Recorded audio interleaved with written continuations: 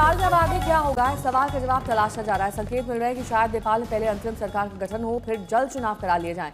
इस वक्त नेपाल में वहां की सेना की भूमिका बेहद अहम हो गई है। अंतरिम सरकार की कमान किसके हाथ में हो, इस पर फिलहाल नेपाल में मंथन हो रहा है। कुछ नाम भी सामने आए हैं जिनमें सबसे मजबूत दावेदारी पहली महिला चीफ जस्टिस सुशीला कार्की का दिख रहा है। भ्रष्टाचार के खिलाफ वो बड़ा चेहरा रही। कार्की को बालेन शाह का भी समर्थन है, लेकिन फाइनल मोहर अब भी बाकी है। एक बड़ा घटनाक्रम ये हो रहा है कि सुशीला कार्की आर्मी चीफ से मिलने पहुंच चुकी है। ऐसा लगता है कि नेपाल में भी बांग्लादेश वाले मॉडल के जरिए ही समाधान निकालने की कोशिश हो रही है, यानी पहले अंतरिम सरकार का गठन और फिर नए सिरे से चुनाव।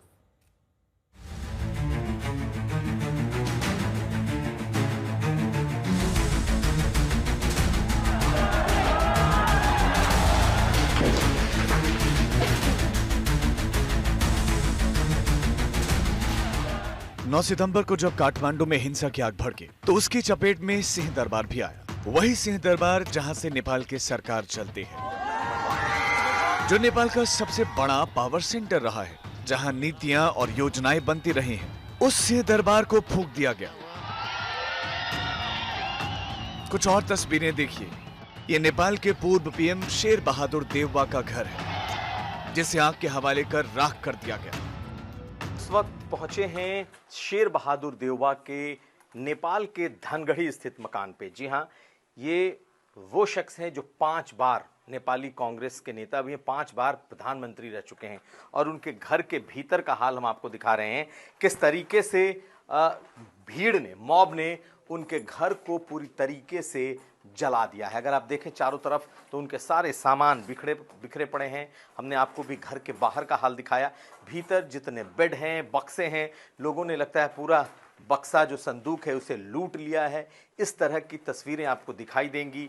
बेड पूरी तरीके से निकाला हुआ है। इसका मतलब है कि तोड़फोड़ के साथ साथ ज़बरदस्त तरीके से लूटपाट भी इसमें दिखाई देती है। हम आपको दिखाएं किस तरीके से जलाया गया है इस पूरे घर को। अगर आप देखेंगे तो आपको अंदाज़ा लगेगा। ये उनका घर और कुछ इस तरीके से पूरी तरीके से जलकर खाक हुआ है।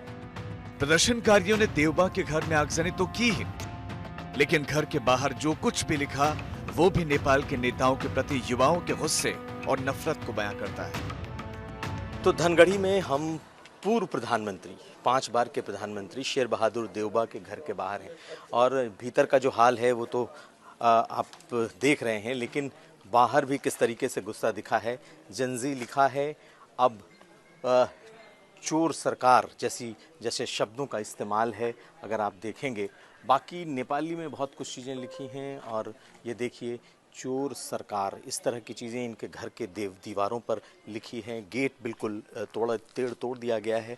और बाहर काफ़ी कुछ ग्राफिटी जिसे कहते हैं लोगों ने दीवारों पर लिख दिया है। तो ये पूर्व प्रधानमंत्री, जी हाँ, 5 बार के प्रधानमंत्री नेपाली कांग्रेस के नेता शेर बहादुर देवबा का घर और उनका हाल है। नेपाल के युवाओं ने उथल पुथल मचा दी है, लेकिन अभी विद्रोह की इस कहानी का अंत बाकी है। नेपाल का अब क्या होगा, इसे लेकर अनिश्चितता बनी हुई है। कल रात खबर ये आई कि युवाओं ने सुप्रीम कोर्ट की पहली महिला मुख्य न्यायाधीश सुशीला कार्की को अंतरिम सरकार की कमान सौंपने का फैसला कर लिया है। लेकिन फिर खबर ये भी आई कि उनका विरोध भी हो गया है।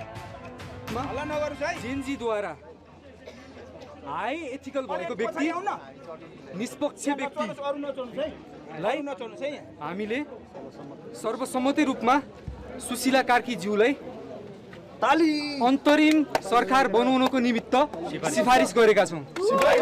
जनभावना जेन्जीको भावनामाथि खेल्न पाइँदैन भन्ने हाम्रो धारणा हो। र आज सुशीला कार्की भन्दा अब्बल क्यान्डिडेटहरू हुँदाहुँदै सुशीला कार्की हाम्रो लागि मान्य छैन। ये कहना इस वक्त बेहद मुश्किल है कि नेपाल का अब क्या होगा।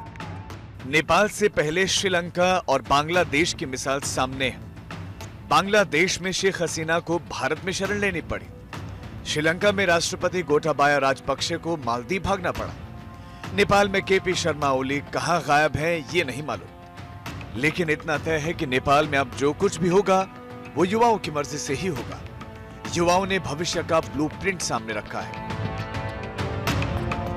नेपाल के युवा चाहते हैं सबसे पहले संसद भंग हो, नेपाल के युवा चाहते हैं कि सेना का दखल कम से कम रहे। नेपाल के युवा चाहते हैं 6 से 12 महीनों के भीतर चुनाव करवाया जाए। नेपाल के युवा चाहते हैं न्यायिक आयोग गठित कर नेताओं की संपत्ति की जांच करवाई जाए। जाहिर है राह में चुनौतियों का दरिया है जिन्हें पार कर आगे बढ़ना होगा, लेकिन इस समय नेपाल अनिश्चितता और असमंजस की गहरी खाई में खड़ा है। कुमार अभिषेक के साथ अमित भारद्वाज, काठमांडू, आज तक। और सुमित हमारे सहयोगी एयरपोर्ट काठमांडू के पहुंच गए हैं, वहां से उनकी ये रिपोर्ट देखिए।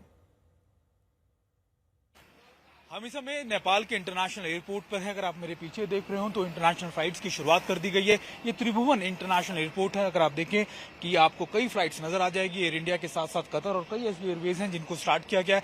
कल यानी वेडनेसडे के दिन से ही लगातार यहाँ पर रिजम्पशन शुरू किया गया, तो आज यहाँ पर इन फ्लाइट्स की शुरुआत कर दी गई है। कई फ्लाइट सुबह से आना शुरू हो गई है। हम इस समय नेपाल के इंटरनेशनल एयरपोर्ट त्रिभुवन इंटरनेशनल एयरपोर्ट पर मौजूद हैं। यहाँ आज यानी थर्सडे के दिन से ही जो फ्लाइट्स हैं वो शुरुआत की गई है और अभी अगर आप देखें कई फ्लाइट जो है लैंड किए गए हैं। कल भी कुछ फ्लाइट्स की शुरुआत की गई थी, लेकिन देर शाम ये फैसला लिया गया सिविल एविएशन मिनिस्ट्री की तरफ से। और उसके बाद क्या नज़ारा है यहाँ पर इंटरनेशनल एयरपोर्ट पर, अगर आप देखें कई नेपाली नागरिक जो है अपने परिवार वालों से दोबारा से मिलने के लिए, क्योंकि 2 दिन से फ्लाइट सस्पेंड थी जिस तरीके से हालात थे नेपाल के, उसके बाद और कल शाम को फ्लाइट्स को